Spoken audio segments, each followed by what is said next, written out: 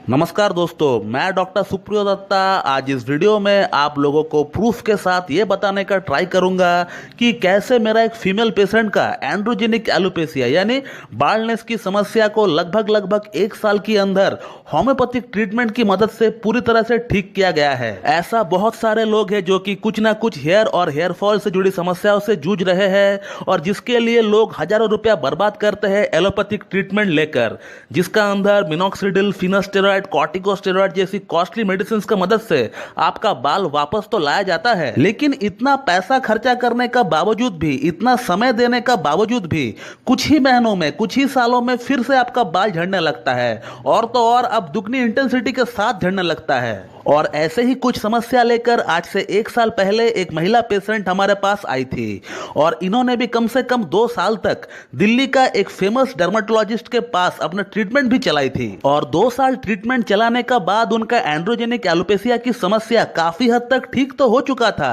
लेकिन 1 से 1.5 साल बाद ही उनका कंडीशन फिर से ऐसा हो चुका था। और इस बीच इनको मेरा नंबर मिला मेरा चैनल के माध्यम से और इन्होंने मुझसे ऑनलाइन कंसल्टेशन लेना सही समझा और संयम रखकर इन्होंने ट्रीटमेंट को चालू रखा 1 साल 2 महीना तक। और अगर आप अभी का पिक्चर देखोगे जो कि मुझे उन्होंने 2 दिन पहले ही सेंड किया है तो फिर आप खुद भी यकीन नहीं कर पाओगे। तो ये है उनका अभी का कंडीशन 1 साल होम्योपैथिक ट्रीटमेंट कराने का बाद, और ये पिक्चर उन्होंने मुझे 2 दिन पहले ही सेंड की थी। तो एक कंडीशन 1 साल पहले ये जहां इनका स्कल बड़ी आसानी से दिख रहा है और एक कंडीशन ये जहां उनका 1 साल होम्योपैथिक ट्रीटमेंट कंटिन्यू करने का बाद उनका प्रॉब्लम लगभग 90% सॉल्व होता हुआ दिख रहा है और अभी भी इनका ट्रीटमेंट चल रहा है मेरे पास। और आशा करता हूं कि और कुछ महीनों बाद इनका केस को खत्म कर दिया जाएगा और इनको जिंदगी में और कोई होम्योपैथिक, एलोपैथिक, आयुर्वेदिक मेडिसिन की जरूरत नहीं पड़ेगी बालों के लिए, क्योंकि होम्योपैथी में जो डिजीज ठीक किया जा चुका है उसका रिकरेंसी का चांसेस 1% होता है,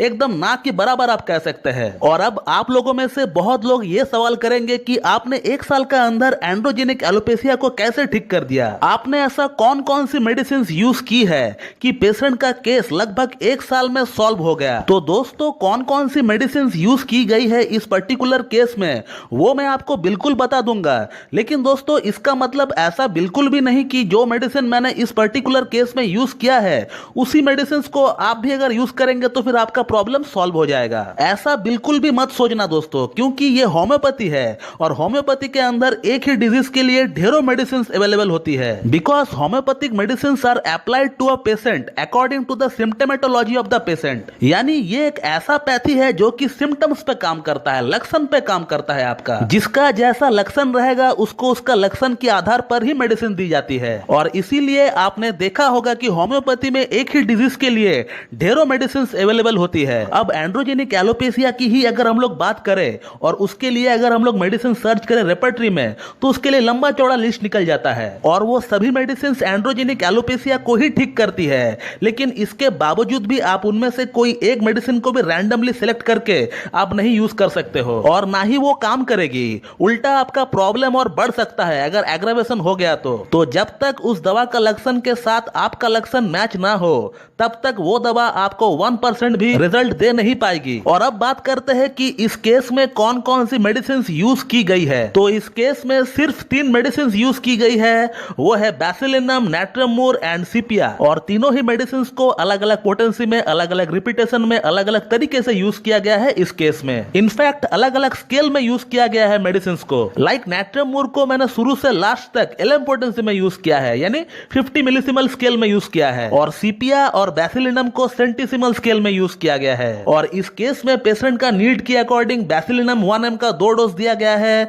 और बैसिलिनम 10 mg का 1 सिंगल डोज दिया गया है। और इस केस में सीपिया को 200 पोटेंसी में यूज किया गया है और हर 2-2 महीना में 1 सिंगल डोज करके यूज किया गया है। और नाट्रियमूर को शुरू से 11 पोटेंसी में ही यूज किया गया है। इस केस में 0/1 से हम लोग स्टार्ट किए थे और 0/2, 0/3 और अभी 0/4 चल रहा है। तो जो लोग कहते हैं कि होम्योपैथी काम नहीं करता है, होम्योपैथी बेकार है, homeopathy is the wastage of money, so they must see this video. आपको पता चल जाएगा कि होम्योपैथी काम करता है या नहीं। और आप लोगों से भी मेरा निवेदन है कि आप लोग इस वीडियो को ज्यादा से ज्यादा फैलाइए ताकि उन लोगों तक ये वीडियो पहुंच सके। तो दोस्तों मेरा ये वीडियो बनाने का मकसद सिर्फ इतना है कि आप लोगों में से बहुत लोग ऐसे हैं जो कि अपना बालों से जुड़ी कोई ना कोई समस्या से जूझ रहे हैं, यहाँ वहाँ घूम रहे हैं, जिसने जो कह दिया वही ही ट्राई कर रहे हैं। तो उन लोगों को भरोसा दिलाने के लिए ही मैं ये वीडियो बना रहा हूँ। आपको कोई भी हेयर और हेयर फॉल से जुड़ी कंप्लेन क्यों ना हो, आप बिल्कुल होम्योपैथी को ट्रस्ट करें दोस्तों, और होम्योपैथी में ही अपना ट्रीटमेंट चलाएं। आपका शहर में, आपका गांव में जो भी बेस्ट होम्योपैथ है,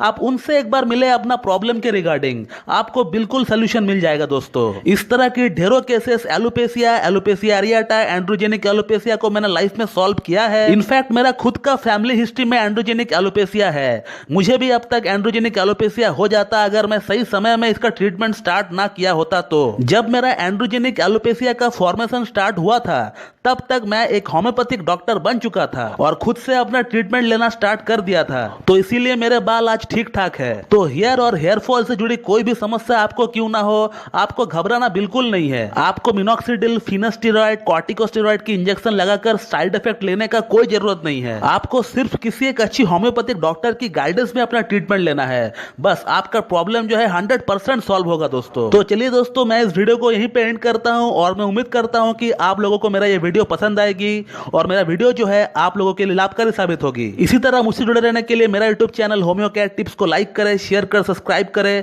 और बेल आइकन को दबाना बिल्कुल भी ना भूलें दोस्तों। So thank you very much and have a good day.